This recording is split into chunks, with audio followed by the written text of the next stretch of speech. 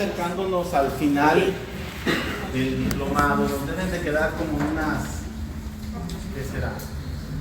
Las 5 o 4 o 5 clases antes de Semana Santa y después otras 3, yo creo que por mucho más o menos, para tener nuestra graduación y matar un poquito. Muy bien. Más o menos de manera general, hoy terminamos los dones. En este viaje que hemos hecho de virtudes y dones, que han sido varias semanas, hoy terminamos los dones del Espíritu Santo. La semana que entra es una clase de filosofía, porque necesitamos revisar algunos aspectos filosóficos para continuar.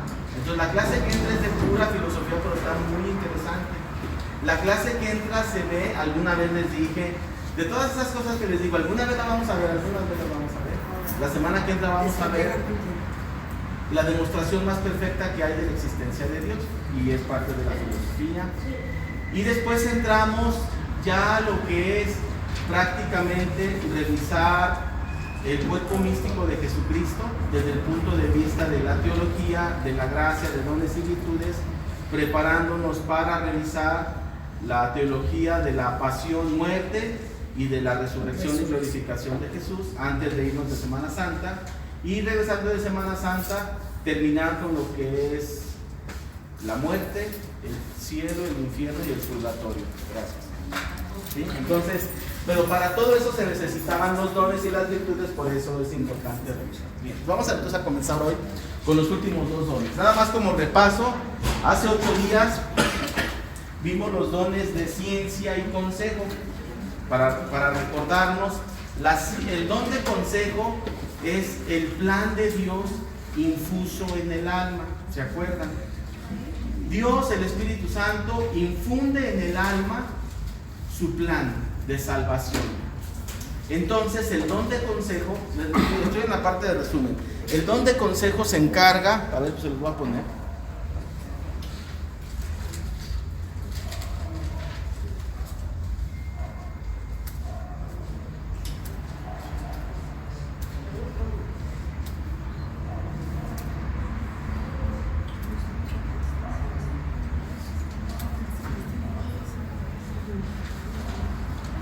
¿Se acuerdan? El don de consejo habla del plan de Dios. Infunde en el alma, el Espíritu Santo, el plan de Dios en toda su generalidad. El alma puede entender con claridad cuál es el plan de salvación para el hombre. Y en lo particular, el alma también entiende y conoce con lujo de detalle cuál es el plan. El alma de Anita conoce cuál es el plan de salvación para Anita. A lo mejor no conoce el tuyo, pero no le importa, ¿verdad? Conoce el de Anita.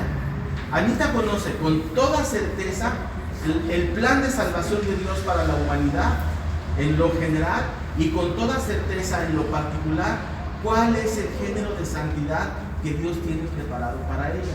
No más que Anita consciente no lo conoce, pero Anita alma sí lo sabe, y claro que cuando lo sabe y el alma lo descubre, dice: yo quiero esto para mí, y se apega y lo sigue. Ese es el don de consejo, que es el plan de Dios. Y obviamente comentamos hace 8 días que el don de consejo, en ese plan de salvación, el alma tiene un guía espiritual. ¿Quién es ese guía espiritual? El Espíritu Santo. El Espíritu Santo se convierte en el guía espiritual personal, así, hombro con hombro, para llevar a Anita a la santidad. Está muy interesante eso, porque tenemos un director espiritual infalible, que además conoce el destino, que además conoce el camino, y además conoce la fórmula para transitar el camino y llegar al destino. Llamen muy filosófico, pero bueno. Y después está la ley de Dios. La ley de Dios también se infunde en el alma con el don de ciencia. El don de ciencia significa recibir en el alma de manera gratuita, de manera infusa, sin discurso, sin método, sin esfuerzo, como si siempre lo hubiera sabido el alma, la ley de Dios. La ley de Dios es la ciencia de Dios, son sinónimos. Entonces el alma recibe de manera infusa la ley de Dios. Ya lo vimos esto hace 8 días. Entonces el alma adquiere con toda claridad y certeza, el conocimiento y el entendimiento de la ley de Dios, de qué sí y qué no, en qué medida sí y en qué medida no, de todo el propósito de Dios plasmado en su ley, ¿sí? Ok, como resumen, vámonos entonces ahora a los dos últimos dones, que también trabajan en par, así como el don de ciencia y el de consejo trabajan en par, el don de entendimiento y sabiduría trabajan en par.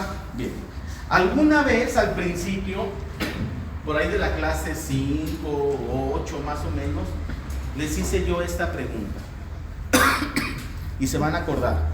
Les dije, a ver, y ahora tenemos más elementos. Se muere una persona, aquí se queda su cuerpo, es decir, toda su parte física, su vitalidad se queda aquí también sus ojos, esos mueren, y el alma vamos a pensar que se va directito al cielo. A lo mejor pasa ahí unas 2, 3 noches, todo incluido en el purgatorio, pero llega al cielo. Cuando llega al cielo y ve a Dios, la pregunta que hice aquella vez y que ahora tiene mucho sentido es, ¿cómo va a ver a Dios si, en primer lugar, ya no tiene ojos? En segundo lugar, Dios no tiene cuerpo. La Santísima Trinidad, en su esencia, no tiene cuerpo. Y en tercer lugar, aunque tuviera cuerpo, no hay luz, allá no hay luz que me permita ver las cosas. Entonces, ¿cómo es que puede ver el alma santa a Dios en el cielo? ¿Qué significa ver a Dios en el cielo? ¿Y qué respuesta dimos? ¿Se acuerdan? ¿Mandé? ¿Cómo? Pero el espíritu no lo ves. Porque aquí está, mira, si te pusieras unos lentes que permitieran ver los espíritus, verías aquí que hay un chorro. Para empezar, los de nosotros, ¿no? Y los de los santos, y los de estamos en un lugar santo. Hay miles de espíritus aquí rondando. Pero no es posible ver los espíritus. A ver, va más por el lado que la respuesta que da Olga. Va por la parte del entendimiento. ¿Qué dijimos al respecto que es ver a Dios en el cielo? Entendimiento, voluntad. A ver, acuérdense. El ver a Dios en el cielo es un acto conceptual, es un acto de inteligencia, no de inteligencia humana, sino de inteligencia y entendimiento espiritual. Entonces, el ver a Dios, el tener contacto con Dios, conocer a Dios, comprender a Dios, saber de Dios, entender de Dios, amar a Dios, estar con Dios, vivir con Dios, gozar de Dios, disfrutar de Dios en el cielo y amar a Dios en el cielo es lo mismo. Es un solo acto. Vamos a ponerle ver a Dios. Ver a Dios y amarlo y conocerlo y entenderlo en la plenitud, en el cielo, son sinónimos. Y ese acto es un acto conceptual, es un acto de inteligencia. ¿Se acuerdan cuando hablamos de la teología de la encarnación del Verbo? ¿Qué dijimos que era la segunda persona? El logos, la palabra. El logos, la palabra, pero ¿qué dijimos que era la segunda persona? ¿Se acuerdan? El conocimiento de Dios. La sabiduría de Dios. Para hacer un resumen de aquella sesión, que ahorita tiene mucho sentido, cuando Dios, esta es una explicación, le llaman los científicos, los filósofos, es una explicación especulativa de cómo se genera la palabra, o sea, el verbo, cómo se genera el verbo en la familia trinitaria. Si hay primera, segunda y tercera persona, hay un orden, y en ese orden no solamente es un orden de importancia, sino un orden de temporalidad, aunque no aplica el tiempo allí, pero para nosotros entenderlo lo podemos visualizar así. Entonces, en algún momento, el Padre, Dios único, primero, la primera persona, toma conciencia de Él, sabe de sí, se conoce a sí mismo y conoce su conocimiento, conoce su sabiduría, y esa sabiduría la ve perfecta. Y esa sabiduría no puede ser perfecta si no es divina. Entonces, la sabiduría de Dios, no Dios, sino su sabiduría, es divinizada y es la segunda persona. Entonces, la sabiduría, es decir, la capacidad de Dios de conocerse a sí mismo, no es fácil, La capacidad de Dios de conocerse a sí mismo, la sabiduría que Dios mismo tiene de él y del resto, es la segunda persona. Entonces, la segunda persona, que es la sabiduría, es Dios. La sabiduría de Dios es Dios. Y entonces, cuando hablamos, no sé si aquí tengo este diagrama, más adelante lo voy a tomar. Entonces, la sabiduría, que es la segunda persona, conoce a la perfección a la primera persona, pero no porque tenga ojos. Tiene contacto con la primera persona de manera muy íntima, de manera conceptual, a manera de sabiduría. Porque si tú dijeras, Dios mío, concédeme, yo sí llevarme mis ojos, ¿no? Dice Vero, Señor, yo soy bien santa, a mí sí déjame llevarme mis ojos para poder verte. Pues los ojos distorsionan, los ojos tienen una limitación, los ojos nomás te permitían, si esto fuera Dios, nomás puedo ver lo amarillo, pero por dentro no es amarillo, nomás puedo ver el exterior. Ajá. Entonces los ojos limitan. El conocimiento de Dios, el entendimiento de Dios, el ver a Dios es un acto conceptual, pero un acto conceptual desde la sabiduría de Dios, no desde la sabiduría del hombre. Entonces, tiene mucho sentido que el Espíritu Santo haya dicho en Isaías 11, brotará un retoño del tronco de Jesé, y sobre él, que es Jesucristo, y sobre él se posarán todos los dones, entre ellos el don de sabiduría, que es el don de sabiduría, como lo vamos a ver aquí, la sabiduría misma de Dios. Bien, vamos entonces a avanzar. Comenzamos precisamente con una lectura del libro de la sabiduría. El libro de la sabiduría es de los libros sapienciales, y el capítulo 6 a mí me encanta, particularmente de estos versículos del 12 al 16. Habla de la sabiduría. Cada vez que leamos ahorita esta parte del versículo, cada vez que mencionemos la palabra sabiduría, cámbienla por Jesucristo o por la segunda persona y adquiere total sentido. Dice, la sabiduría es luminosa y eterna. La sabiduría la ven sin dificultad los que la aman, y los que van buscándola, la encuentran. Ella misma, la sabiduría, se da a conocer a los que la desean. Quien madruga por ella, o sea, por la sabiduría, no se cansa, la encuentra sentada en la puerta. Meditar en la sabiduría es la perfección de la prudencia. El que se desvela por la sabiduría, pronto estará libre de preocupaciones. Ella misma, la sabiduría, va de un lado a otro buscando a los que la merecen, los aborda benigna por los caminos y les sale al paso en todo proyecto. Esta es palabra de Dios.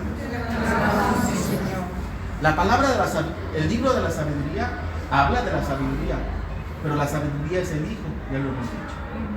¿Sí? Bien. Esta es palabra de Dios, te la vamos a ver. Ya dijimos, ¿no? Sí. ¿Qué son entonces los dones de entendimiento y sabiduría? Son los dones que nos faltan. Voy a repetir, como hace 8 días, hay 7 dones. Estos dones son insertos en el alma junto con la gracia santificante, y esos dones tienen un orden de perfeccionamiento. Del menor al mayor, el de menor perfeccionamiento es el temor de Dios, después el de fortaleza y después el de piedad. Estos 3 se insertan en la voluntad del alma. Después viene el don de consejo, el don de ciencia, el don de entendimiento y el don de sabiduría. Esos 4 se insertan en el entendimiento. Los primeros 3 se insertan en la voluntad. Los últimos 4 se insertan, entre ellos estos 2, en el entendimiento. Por eso los primeros 3 dones se les llama dones volutivos, porque tienen que ver con la voluntad del alma. O también se les llama dones afectivos. Pero a los dones superiores, que es consejo, ciencia, entendimiento y sabiduría, que se insertan en el entendimiento del alma, se les llama dones intelectivos. Y a diferencia de los dones volutivos, que son los dones inferiores, los dones inferiores, en cuanto se insertan en el alma, son inmediatamente operativos. Es decir, se inserta el don de fortaleza en el alma y automáticamente la hace fuerte. Para resistir el abrazo de Dios, el beso de Dios, para recibir toda la sabiduría, todo el consejo, toda la ciencia, se hace muy fuerte y es automáticamente fuerte el alma. Por poner el ejemplo del don de fortaleza.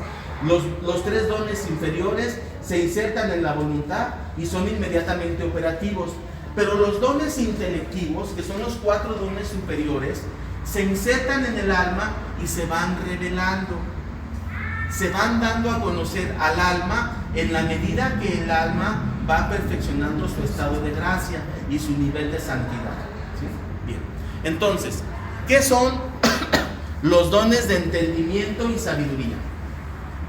Pues para empezar son hábitos sobrenaturales infundidos por Dios junto con la gracia santificante en el entendimiento del alma por los cuales el justo, es decir, el que se mantiene en estado de gracia, bajo el instinto del Espíritu Santo, adquiere docilidad para el don de entendimiento, dice, intuir el significado profundo de la revelación. ¿Qué es eso? ¿Qué será eso, Juanis? Intuir el estado, ¿el qué? El significado profundo de la revelación. ¿Cuál es la revelación? La palabra, la escritura. Esa es la revelación. Miren, pongo esas palabras porque así lo definen los teólogos, pues más hay que traducirlos para entender. La revelación es la palabra, es la Sagrada Escritura. Desde el Antiguo hasta el Nuevo Testamento, desde Génesis hasta Apocalipsis, pasando por todo lo que ya conocemos. Esa es la única revelación. Fuera de esa revelación no hay otras. Hay revelaciones privadas, pero revelaciones como tal, esa es la revelación. ¿Quién es el biblista aquí? Ya se fue. Bueno, esa es la revelación, ¿sí? La revelación es la palabra. Entonces, el don de entendimiento le da a la persona la capacidad para intuir, ni siquiera se lo tiene que proponer. Tú cuando dices, tengo una intuición de algo, no es que te lo propongas, quiero tener una intuición, no. De manera automática intuyes. Entonces, el don de entendimiento le permite al cristiano al místico, ¿sí?, intuir gratuitamente, sin esfuerzo y sin método, como si siempre lo hubiera sabido, el significado profundo de la palabra. Por ejemplo, de una manera normal, de una manera totalmente humana, nadie hubiera sabido que Dios es trino. ¿Cómo le haces? Para todos los antiguos, antes de la venida de Jesucristo y antes de que Él mismo lo dijera, y en los evangelios consta, el mundo creía que Dios era una persona. Es más, hasta creían que era una persona allá en el cielo. Sí, superpoderes y todo lo que tú quieras, pero esa es la idea que se tenía de Dios. Nadie iba a poder demostrar ni ocurrírsele siquiera que Dios fuera trino. Tiene que venir el Espíritu Santo y soplar sobre algunos cristianos particulares para que ellos intuyan de manera profunda y clara que en las Escrituras viene que Dios es trino. Nadie podría de manera clara leer el capítulo 1 del Evangelio de Juan, que al principio era la palabra y toda esa mezcla de rollo filosófico que está ahí muy bonito. Nadie de manera lógica podría intuir todo lo que dijimos ahorita de la segunda persona. Tiene que venir por intuición del Espíritu Santo. Nadie puede intuir de manera clara la virginidad de María y todos los 4 dogmas escritos en torno a ella, y que además están expresados en la revelación, pero el hombre está cegado ante lo que la revelación dice, a su significado profundo, no a las letras y las palabras, claro que las entendemos, pero el significado profundo el hombre no lo entiende. Más aún, nadie puede ahorita entender con toda certeza y sin error el Apocalipsis. Ya no digo el Apocalipsis, el discurso escatológico de Jesucristo, algunas cartas, todavía están así como que ¿sabe de qué se trata? Ajá. De la misma manera pasó con los agiógrafos. Sí. De la misma manera, fueron algunos. Sí. Y ya tenían ese centro de la respuesta, que es lo que ahora otros están captando. ¿Sí? Sí. Pero fíjate, lo que pasa con el bautizado, que recibe como todo bautizado, o los que estamos en estado de gracia, que recibimos como todos los agraciados, recibimos el don de entendimiento en el alma lo entiende. Y tú puedes decir, bueno, pero al alma ¿de qué le sirve si el alma no tiene ojos para leer la Biblia? No, al alma se le revela se le clarifica toda la revelación en el entendimiento del alma. Ella lo sabe. No toda de sopetón, porque si no sabría cuándo va a ser el juicio final y el fin del mundo, ¿verdad? Que de seguro viene allí escrito, pero no lo podemos ver, ni lo podemos entender. Y que cuando llegues al cielo vas a decir, pues aquí estaba en Jeremías 18, como yo. Que a nadie le va a importar ya, pues ya pasó. Pero el alma, en la medida que va avanzando su estado de gracia, va adquiriendo sentido cada vez más profundo de esa revelación. Entonces ese es el don de entendimiento. El don de entendimiento es entender no solamente la revelación. La revelación, ¿alguien tiene una Biblia? No me gusta hablar así.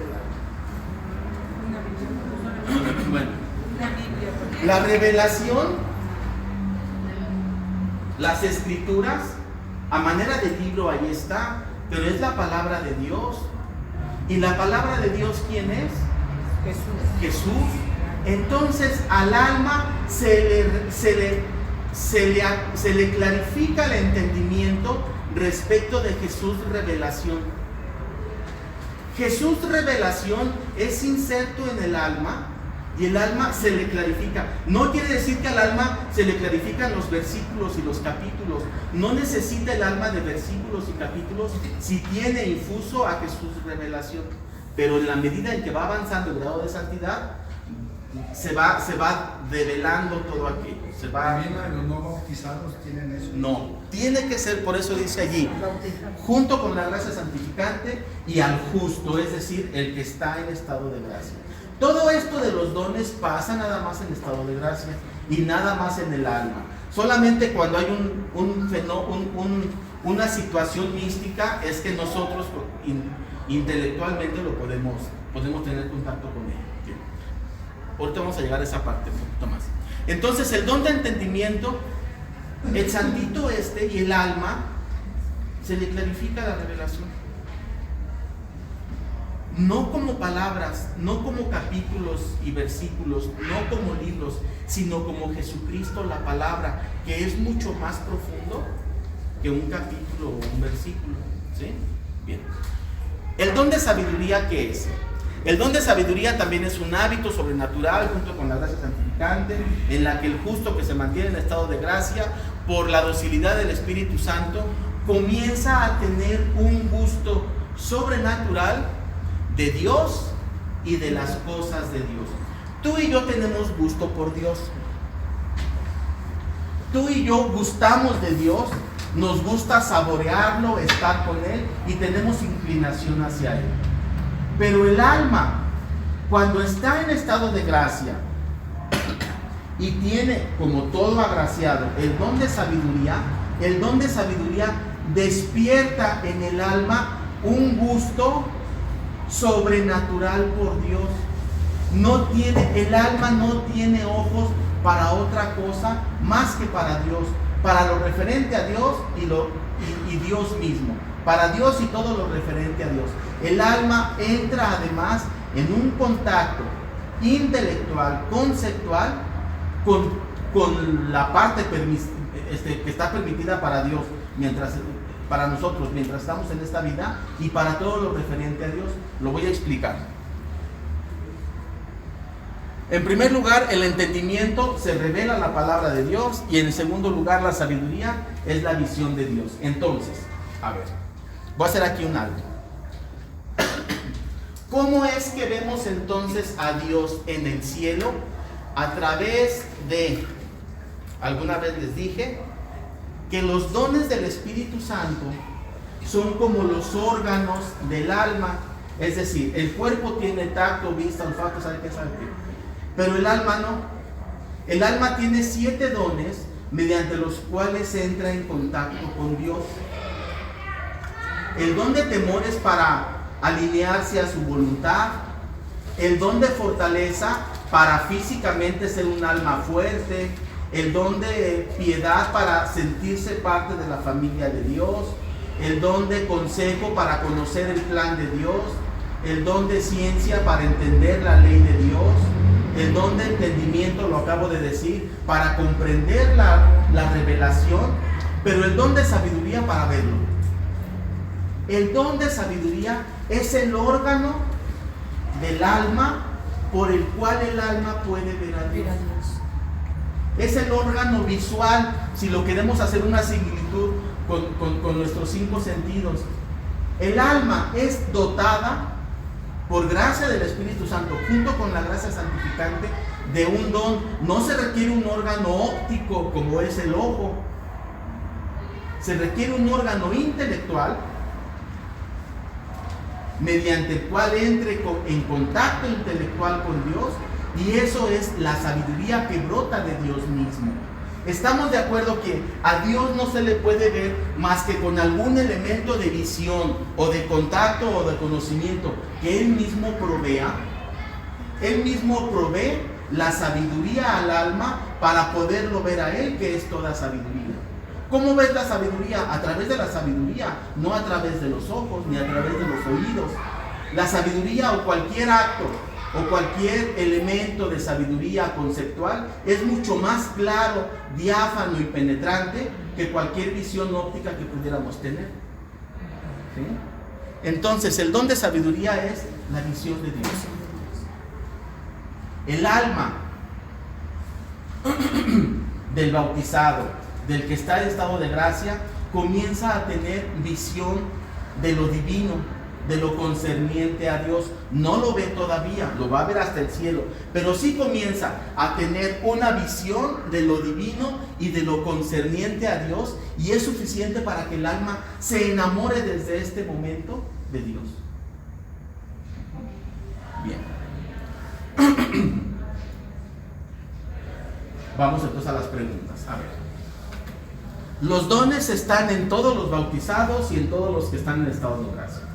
¿Cómo operó el don de entendimiento y sabiduría en María? En primer lugar, ¿María tenía estos dones?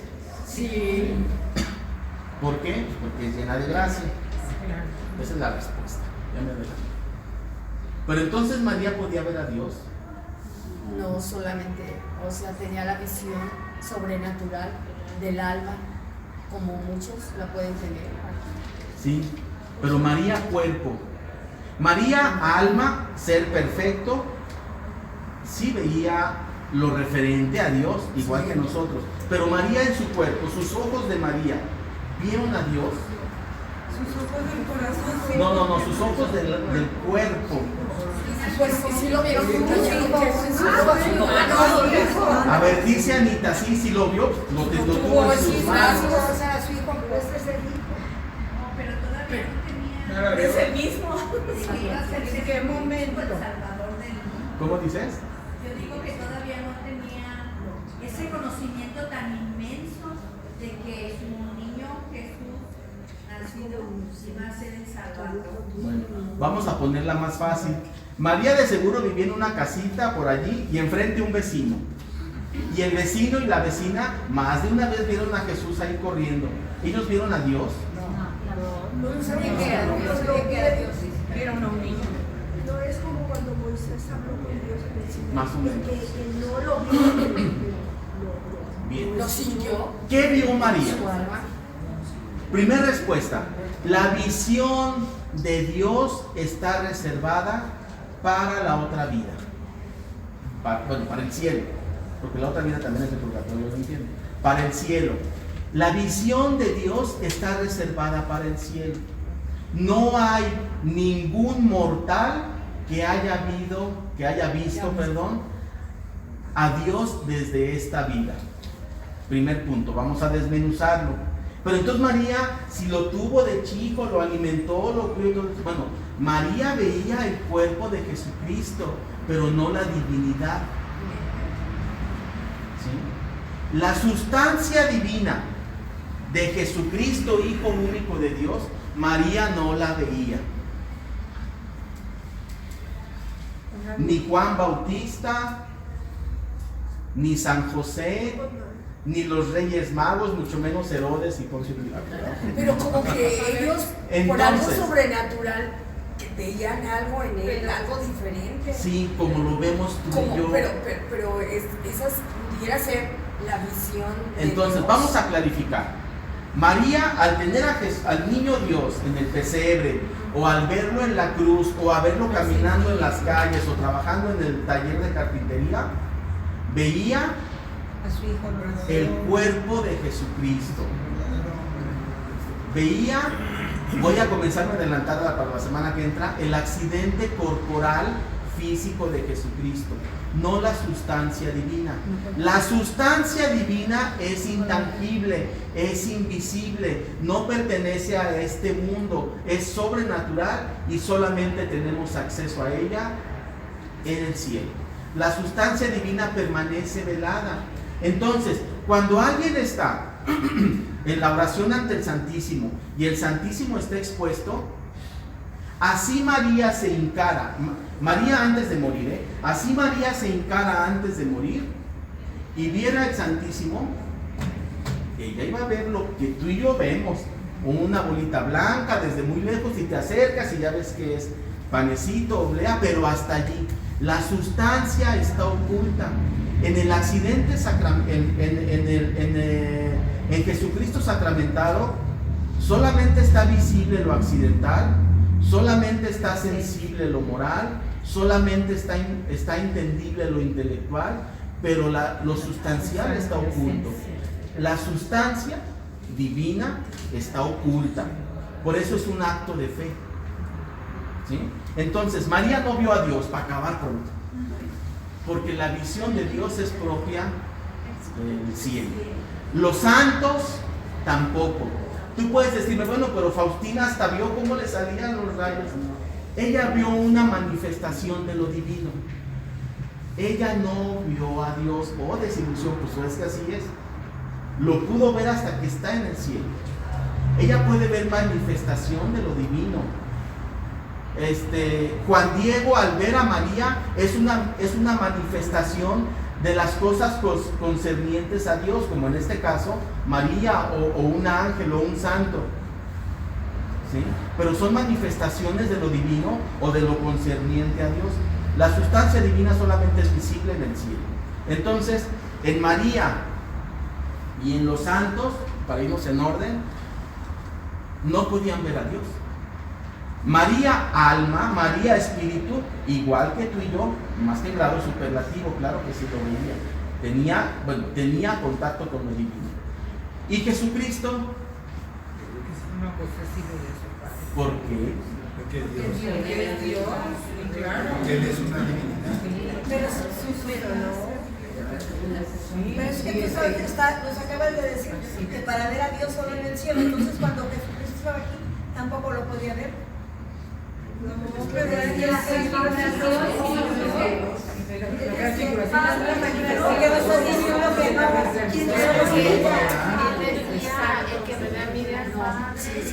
A ver, Pedro, Santiago y Juan suben al monte Tabor. Ojalá que haya sido de ganas más que a fuerzas, ¿verdad? Subieron ¿Se postraron? ¿Vieron a Dios? No. Vieron una manifestación de lo divino. Porque no tiene el hombre elementos suficientes para contemplar semejante sustancia. No hay elementos. ¿Sí? Pasa lo que a Pablo se Entonces, Jesucristo sí tenía la visión de Dios. Claro, él cada vez que quería tenía contacto con su Padre. ¿Sí? Por eso decía eso, al Padre y Dios Jesucristo. Jesucristo sí.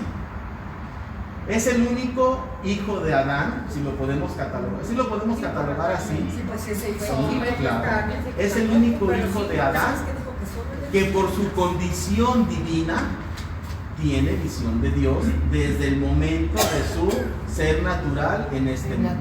Bien. Y viene el catecismo por ahí. Bien.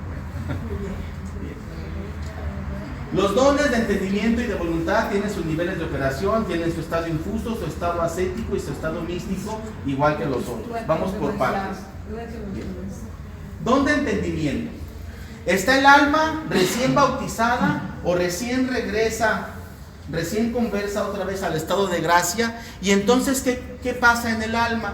Que el alma comienza a tener un entendimiento infuso primario. No de todo, porque les digo que los dones intelectivos son graduales. Comienza a tener un entendimiento primario de la revelación. El alma recién bautizada o el alma recién conversa sacramentalmente comienza a tener un entendimiento infuso, claro, sin esfuerzo, sin error, diáfano, sin método, sin discurso, de la revelación. El alma comienza a entender la revelación, ¿sí? Comprende además lo oculto en las escrituras. ¿De veras nadie trae una Biblia? No.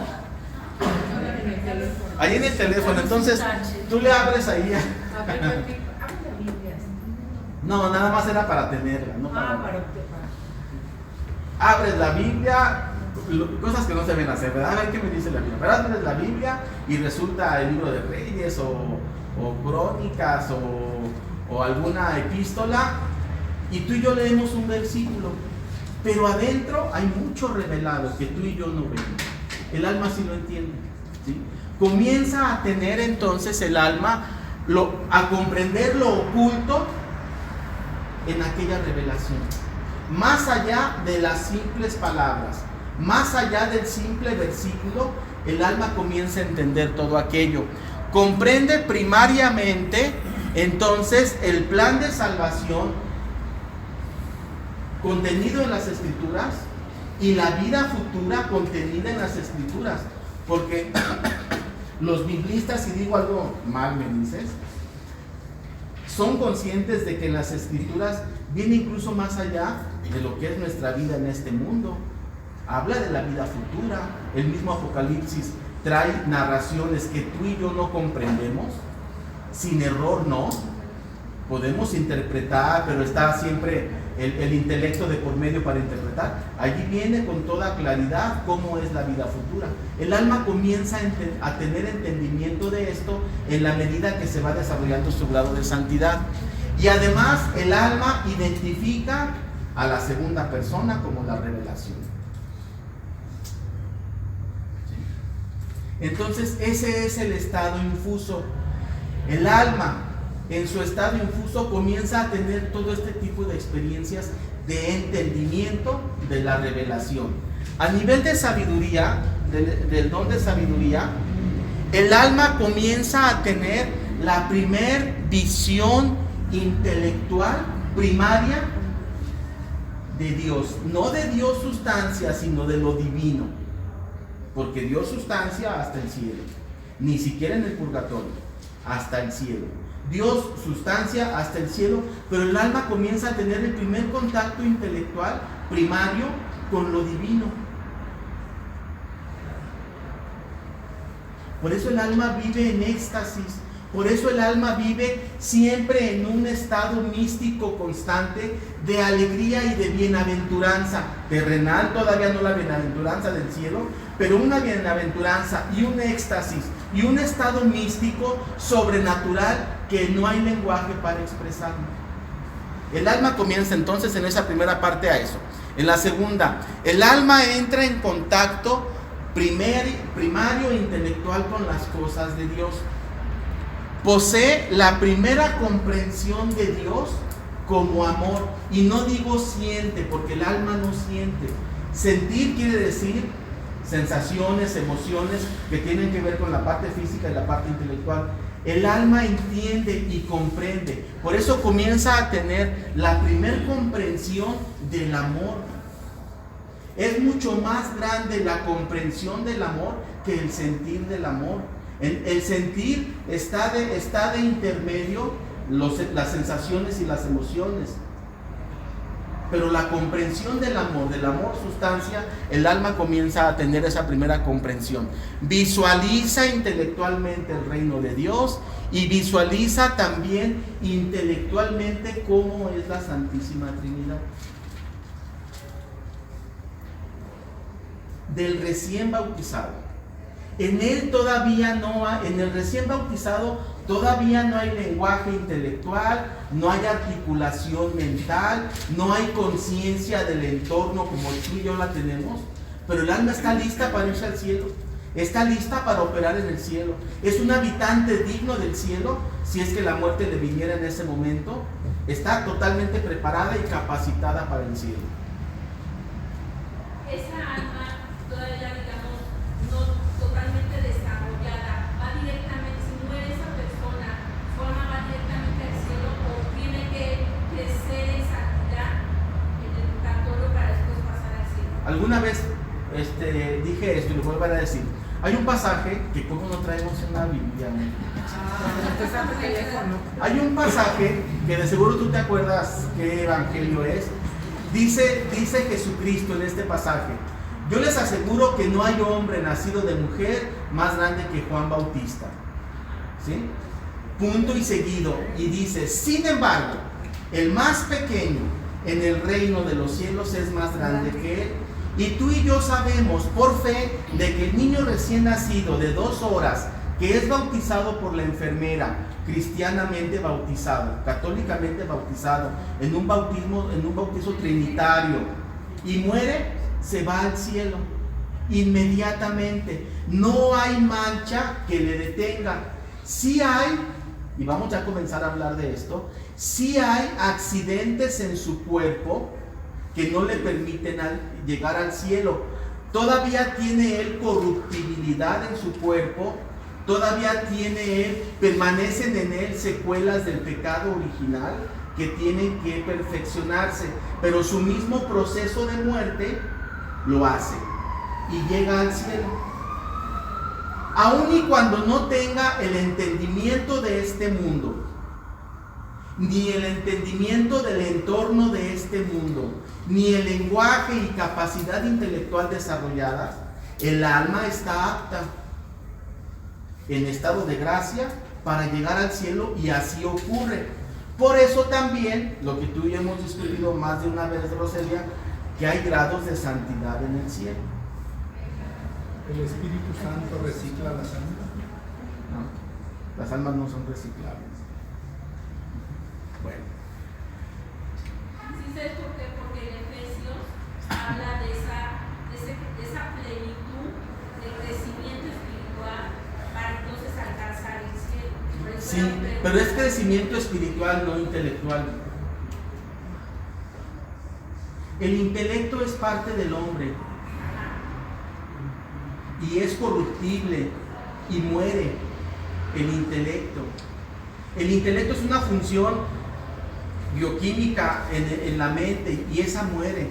Y el alma en esta vida terrenal, sí necesita de la parte intelectual para operar. ¿Sí? Sí necesita. Por eso es que somos cuerpo y alma. Pero la operación de Dios actuando sobre el alma a través de los dones está al margen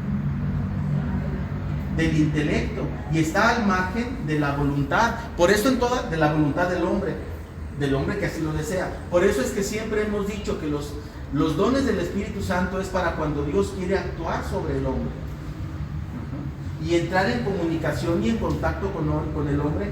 Son los dones del Espíritu Santo, y Él va y actúa y modifica y perfecciona aquella pequeña alma de un niño de 3 horas de nacido para llevársela al cielo. Más aún, un niño abortado. Vámonos todavía más para allá, y no tengo el numeral exacto, se los traigo de 1 en 8 en el catecismo.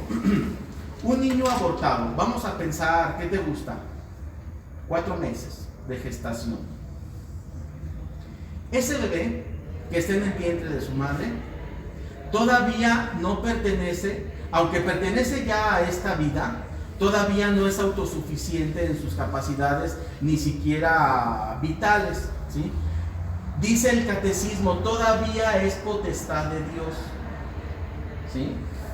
Al ser potestad de Dios, esa pequeña alma que está en el vientre de la madre, que es un alma perfecta, vitalmente terminada para nacer a este mundo, pero el cuerpo no, el cuerpo tiene que irse gestando, pero el alma está vitalmente terminada para habitar en este mundo.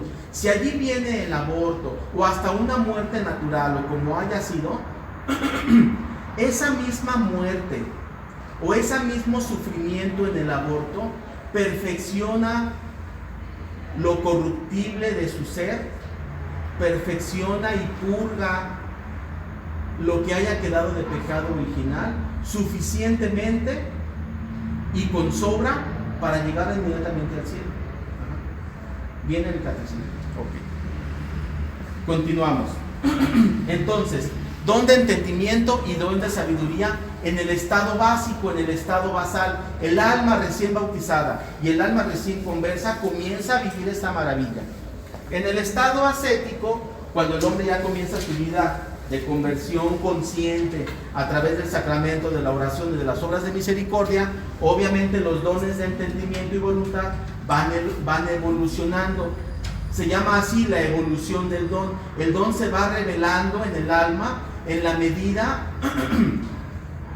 que el alma lo va necesitando, igual que los dones, igual que las virtudes, para hacer frente a la vida misma, para hacer frente a la prueba de la vida y para hacer frente a la prueba del mundo.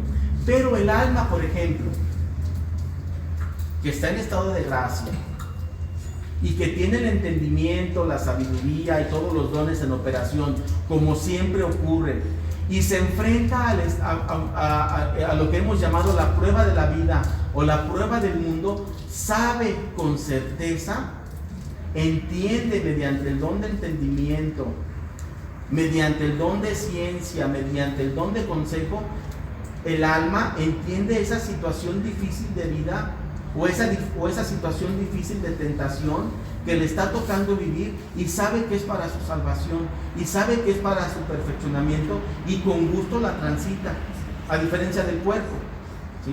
El alma en estado de gracia conoce la certeza de todo aquello y con gusto transita ese camino de prueba de vida y de prueba del mundo, porque sabe que está escrito en su plan de salvación para alcanzar el género de santidad que Dios tiene destinado para ella, y con gusto se apega y transita por él, ¿sí? Entonces el don de entendimiento, el don de sabiduría, con todo gusto van acompañando al alma en la prueba de vida y en la prueba del mundo. ¿Qué pasa ya en el estado místico? Vamos por partes. Cuando Dios ve, y siempre lo repito, lo voy a volver a repetir, cuando Dios ve que aquella alma ya transitó por un trayecto importante de vida ascética, de acuerdo a los parámetros de Dios para esa alma, es que viene la contemplación infusa, que es que Dios permite que el alma se vea a sí misma a través del resplandor de la luz de Dios, y entonces el alma entra en un proceso místico. En ese proceso místico los dones comienzan a actuar, pero como lo venían haciendo, pero la conciencia del hombre comienza a entrar en contacto con ese actuar de los dones, no de todos ni de todas las modalidades, en algunos casos de una forma, en algunos casos de otra. Pero entonces, en el don de entendimiento, obviamente, Pero tiene miedo. en el don de entendimiento se mantiene activo en la prueba de Satanás y en la prueba de Dios. Y el alma lo entiende. Si vayan ya rentándose o comprando la película de la vida de San Juan de la Cruz o de Santa Teresa de Ávila. ¿Quién más fueron místicos así? San Pío. Todas estas películas son muy interesantes y ahora con lo que hemos estado aquí viendo, vamos a poder identificar que en el proceso místico de San Juan de la Cruz, cuando tiene la prueba de Satanás, él físicamente, a Juan de la Cruz, en su vida de mundo, en ese proceso, se hace consciente por el actuar del don, se hace consciente de lo que está pasando en su alma, pero su alma ya lo venía viviendo. Su alma ya venía viviendo, es decir, la prueba de Satanás la identificamos nosotros aquí en este curso, y así lo identifican los libros, como aquel momento en donde el hombre se hace consciente del ataque que está recibiendo el alma, ya muy perfeccionada en estado de gracia. Pero no quiere decir que nada más durante esos momentos existe el ataque. El ataque es constante durante el periodo que Dios define para esa alma, pero conscientemente, nada más por momentos, el hombre entra en contacto con ese estado de ataque místico. ¿Sí? Igual, la prueba de Dios es durante un periodo de tiempo, en el periodo que Dios define, pero aquí hemos llamado prueba de Dios, y así lo llaman los libros, en aquellos momentos donde el hombre, de manera consciente, por el actuar de los dones del Espíritu Santo, entra en contacto con el sentir del alma. Pero nada más es en momentos y en flachazos y por pequeños instantes. Ayer que estábamos en el retiro de Querigma, ayer y antier, hay momentos muy fuertes donde la gente llora y llora y llora y dice, ya quiero cambiar mi vida y todo, pero son lapsos. Aún en la vida normal del hombre, uno no puede vivir físicamente en una alegría constante o en un dolor constante. El mismo cuerpo no lo aguanta. Bueno, así el estado místico son momentos nada más que Dios permite. ¿Para qué? Para que se purifique el alma, pero sobre todo para que el cuerpo comience a purificarse. Porque miren, ya estamos a 3 clases de entrar al purgatorio. Bueno, entrar al tema de...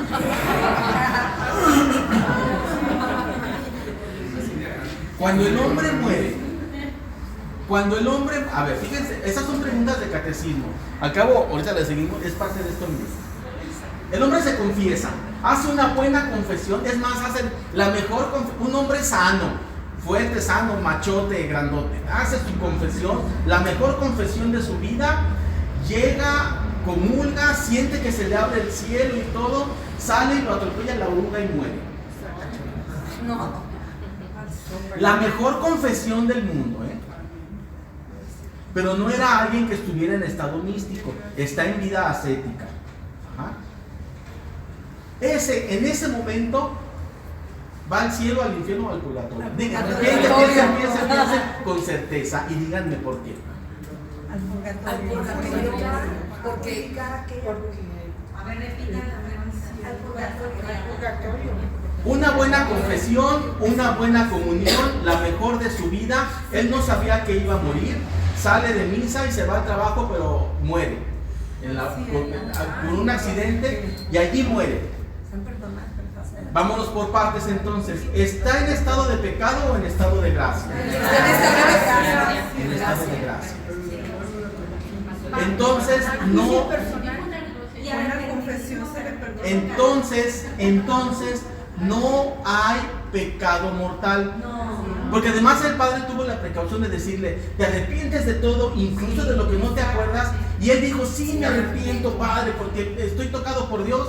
y me arrepiento de todo y no lo quiero volver a hacer y tengo la enmienda de no volver a fallar. La mejor confesión. El miércoles de ceniza y ayunó y todo, ¿no? Así. Entonces, ¿hay pecado mortal? No. La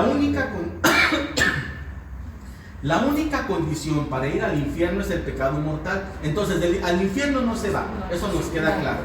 Nada más la duda es, ¿se va al purgatorio o al cielo? ¿Por qué? Porque tiene que purgar. Tiene que purgar ¿qué? Los hechos, las acciones. Piensen cristianos. Piensen, a ver, ¿qué tiene que purgar? Se supone que la culpa, pero cuando... No, la culpa no. Bueno, No. se supone que sí se va. Señorita, Se va al cielo. Jesús cargó con tu Con culpa. las culpas. Sí. Bueno, No se culpa. purga la culpa. Él se va al cielo directo. No. Porque ya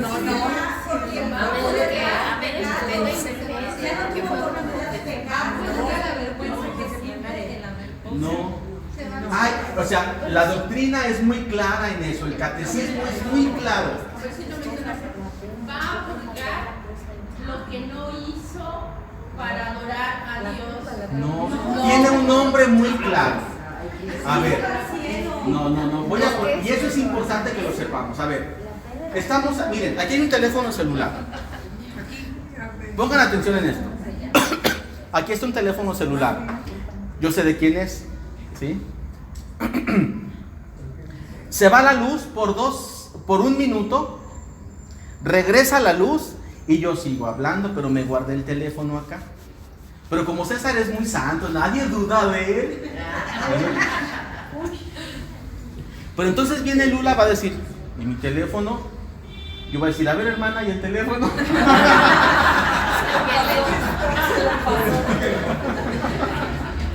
Bueno, entonces, vamos a hablar primero jurídicamente, porque el cielo funciona igual. Vamos a hablar jurídicamente de acuerdo a las leyes de los hombres. Hubo un acto. ¿Sí? Un robo. Hubo un acto que fue el robo. Hay que encontrar al culpable. Hay una culpa. Eso atrae una enmienda y una pena. Porque entonces, cuando regrese la luz, lo primero que tenemos que averiguar es quién cometió el acto. Sobre el que cometió el acto recae la culpa. Él es el culpable. Sobre él va a recaer una pena. Y tiene que haber una enmienda. ¿Sí? El acto de robar, yo lo robé. Yo cometí el acto, la culpa es mía. Debe recaer sobre mí una pena y debo hacer una enmienda para ese acto. No porque regrese el teléfono, ya, todo queda igual, no. El que se roba 20 millones del banco, no por regresar los 20 millones sale libre, no, hay una pena. Por eso se va a la penitencia, todo eso. ¿Sí? Por eso se va al purgatorio. Entonces, a ver, Jesucristo, en tu pecado y en mi pecado, en tu fechoría y tu maldad y en la mía, en tu pecado y en el mío, ¿Él cometió el acto? No. ¿Quién es el culpable? Nosotros.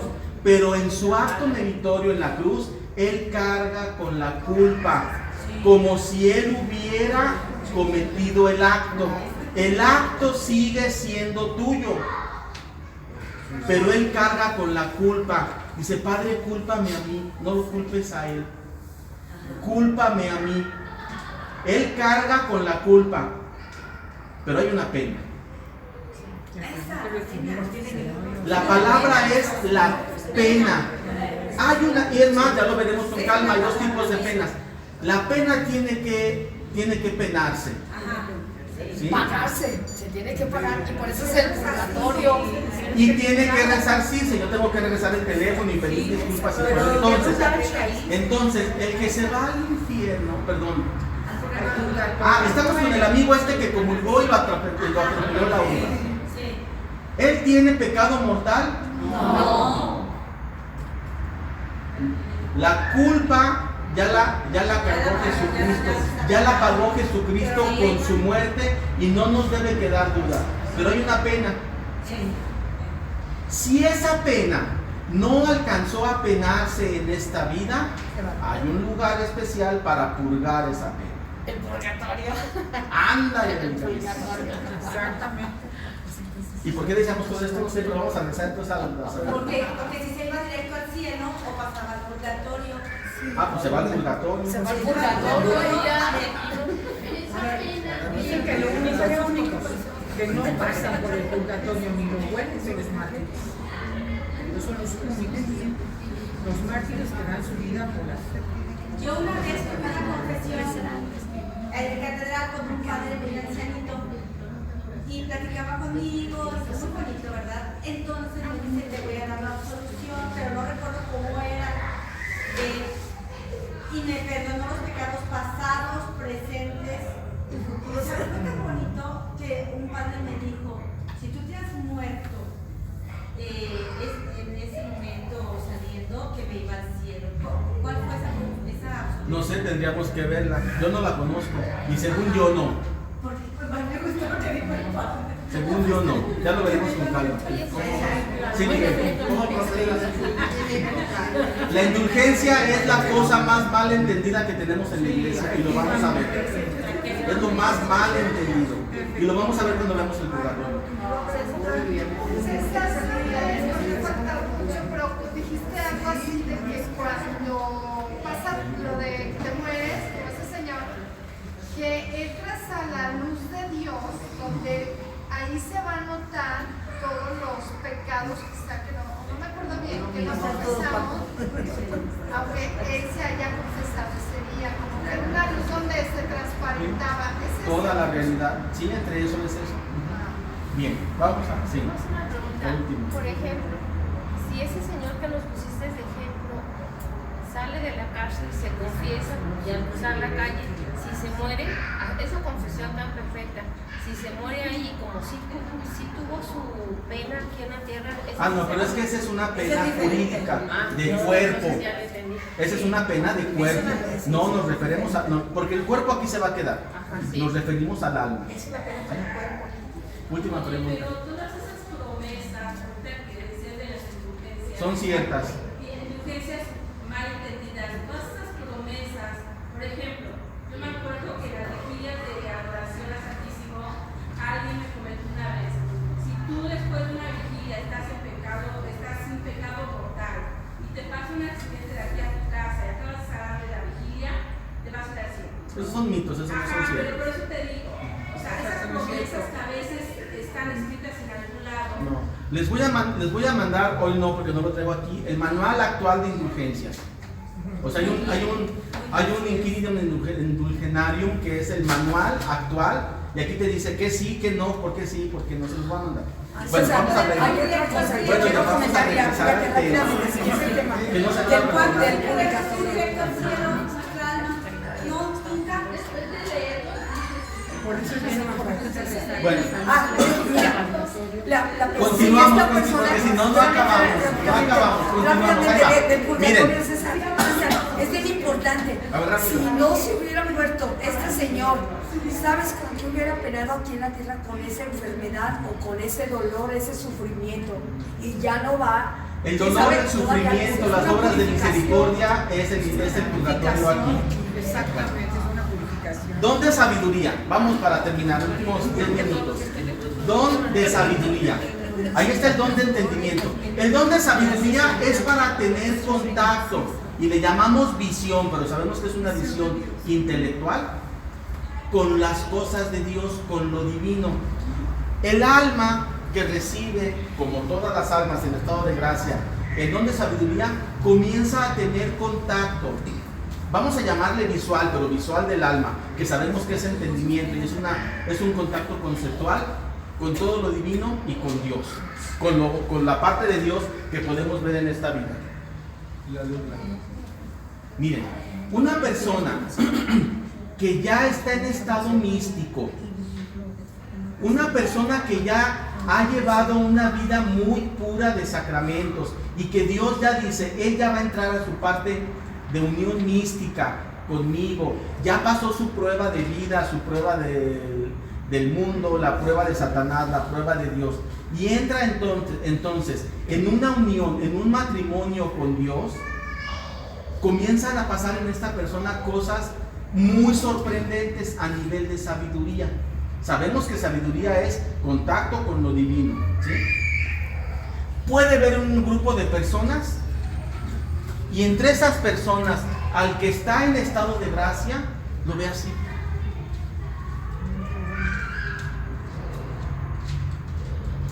Por lo mismo, claro, por instantes, no es que se la pasen viendo así. O sea, yo así veo. Son por instantes, y si Dios permite, y si Dios tiene destinado para esta persona esto. Puede ser que Dios tenga destinado otra situación, de que esta persona en misa, cuando es la consagración, vea cómo se llena de luz y de gloria y de gracia todo aquel recinto. Aunque el otro cristiano esté todavía tomándole así en la consagración al jugo de naranja, ¿no? Él está en éxtasis viendo lo sobrenatural por encima de lo natural. Puede ver, entrar en un contacto trinitario con la familia trinitaria e identificar conceptualmente, a nivel permitido para esta vida, al Padre, al Hijo, al Espíritu Santo, como una familia trinitaria. Puede ver en el rezo del rosario, o en una devoción, o en un acto de adoración al Santísimo Sacramento, cómo las cortes celestiales, las cortes angelicales comienzan a rodearse en aquel suceso, en aquel evento. Pueden ver cómo, ustedes saben más que yo, a qué santo le pasó esto, a qué santita. Le presentaron 2 hostias, una consagrada y una sin consagrar, y con certeza dijo, esta es la consagrada, porque puede ver la sustancia santa y divina, en la medida que se permite, presente en aquella hostia consagrada. Puede ver en el cáliz o en el sagrario toda la gloria ahí. Puede ver con claridad el estado de su santidad, el estado de santidad y de gracia de las demás personas. Eso se llama visión de lo divino. Un estado infuso. Todo eso es infuso. Puede ver entonces apariciones marianas. Todas las personas que han tenido una aparición mariana es a través de este don. Por eso, hay mucha duda todavía, ustedes saben de esto más que yo, de Medjugorje, porque los videntes no han seguido una vida del todo santa o del todo ejemplar, cuando en otros fenómenos marianos los videntes han llegado a la santidad, porque el alma se enamora de aquello y no quiere otra cosa. Ya no le satisface nada del mundo, ya no le satisface nada de lo terrenal, y solamente quiere alimento de Dios, contacto de Dios, diálogo con Dios, o como decía Teresa de Ávila, ya por lo menos con los ángeles. Y entonces en Medjugorje hay de ese tipo de cositas. Es por eso que creo yo que se han frenado algunas. No quiere decir que no ha habido mucho beneficio, y muchas personas lo han recibido, pero están ahí esas cosas. Para terminar entonces, vamos nada más el alma en estado místico, por el don de sabiduría, visualiza a Jesucristo sabiduría, tiene experiencia directa con Dios en la medida que se permite en esta vida, puede ver en la creación la gloria de Dios, en los árboles, en las plantas, en los ríos, comienza a tener un gusto sobrenatural de Dios. El 9 está muy interesante, comienza a tener sentido del eterno presente. En el cielo no hay tiempo, es un eterno presente. El alma en este estado místico, con este don, en esta modalidad, comienza a tener experiencias del eterno presente, en donde en 2 o 3 segundos recibe toda la ley de Dios infusa con toda claridad, incluso sin saber leer ni escribir. Cosa que aún ser humano le costaría páginas y páginas escribir y transcribir y con error. Estas personas sin error pueden tener experiencias que traducidas a libros o a horas de película son mucho. Y en poco tiempo ahí se vive esa parte de eterno presente, ¿sí? Comienzan a vivir, que es lo más hermoso, en comunión con las tres divinas personas, ya desde esta vida. El alma ahí está. El alma ya desde esta vida, en estado de gracia, comienza a tener esa vida trinitaria en la medida de este mundo. Por eso es que el alma lo que menos quiere es pecar. Lo que menos quiere es que el hombre caiga en pecado, ¿sí? Este es entonces una visión muy general de los 7 dones del Espíritu Santo. Vamos a comenzar a utilizar entonces estos 7 dones en diferentes situaciones del hombre, cómo es que operan y cómo es que nos acompañan para la santidad. ¿Preguntas? ¿Es difícil llegar al cielo directo? No. Vas a decir, entonces tú, ¿por qué carajo? No es difícil. Y es más un acto de fe y de someterse a la voluntad de Dios. Porque miren, sí nos queda claro que santos así sublimes, pues hay 3 o 4, o a lo mejor más. Pero el común de la gente, estamos llamados a un género de santidad. No le podemos llamar modesto, pero sí, ¿qué le podemos poner como calificativo? Pero pues es que ahí Sí. Y es más de fe, más de esperanza, obviamente de caridad. La santidad tú la vas a ganar con fe, esperanza y caridad, no con los dones. Los dones no dependen de ti. De ti depende la fe, la esperanza y la caridad. Pero vamos a ir viendo a partir de la siguiente clase cómo es que van a ir operando. Entonces, la siguiente clase es filosofía. Ahí sí hay que apuntar muchas cosas y entender. Y muchas cosas ya van a comenzar a hacer clic, ¿sí? Nos vamos a remontar otra vez a San Aristóteles. Que hay que hacer un proceso de beatificación. De Santo Tomás de Aquino y de San Agustín. ¿Sí, doctor? ¿Por qué pusiste en ciencia? Estás en el don de sabiduría. Me equivoqué. Es de sabiduría. ¿Preguntas? Estelita. No, pues mira, es que yo le pregunté al padre, pero le dije al padre conmigo, ya que salí muy santa con la que hice, pero con la indulgencia plenaria, que quién sabe qué. Dije, ay padre, ay, yo ahorita me está que son, pero eso dije, por la misericordia de Dios te voy al cielo, porque ya me dije, es que la indulgencia plenaria, fíjate lo que me contestó esa. A ver, fíjense lo que dijo el padre Monfilio. El padre Monfilio es una persona muy ¿Estás entendida. segura? Fue todo lo que me dijo. ¿Estás segura? Bueno, para que la indulgencia plenaria opere, debes de creerlo con fe y certeza. Por eso te preguntó eso. No, ¿estás segura de Bueno, que fue una respuesta. Ya veremos las indulgencias, sí son ciertas, no en la medida que lo entendemos. Se pueden ir al catecismo, ahí viene con toda claridad. Numeral como 1600, 1700, donde habla de la confesión. Pero todos aquí lo vamos a ver. Pero ya desde el punto de vista de los dones. Vamos a ver entonces cómo operan los dones del Espíritu Santo, ya que los conocemos, por ejemplo en una indulgencia, cómo operan en la muerte, cómo operan en la conversión, cómo operan en el momento del juicio, en el purgatorio. En el nombre del Padre, del Hijo y del Espíritu Santo. Gracias. Gracias.